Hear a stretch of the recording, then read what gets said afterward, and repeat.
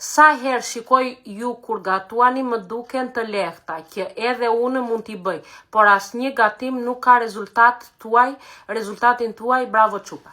Dëgjoni tani se çfarë bëhet. Edhe unë sa herë që bëj një recetë të re, që shikoj në internet ose që më ka thënë mami ose babi një recetë, nuk më del kurrë si që bëjnë ata.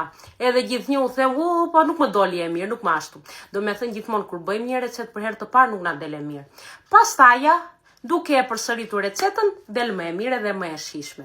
Që kështu, çdo ushqim besoj që gatuajmë neve janë gjëra tradicionale, që kemi mësuar që nga gjyshja, që nga mami tani, nga babi, edhe vetëm me radhë.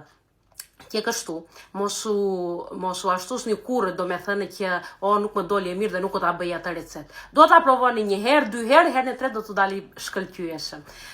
Ndaj mos u mërzisni fare për recetat. Neve i bëjmë aq më të thjeshta, i bëjmë me sy të gjitha.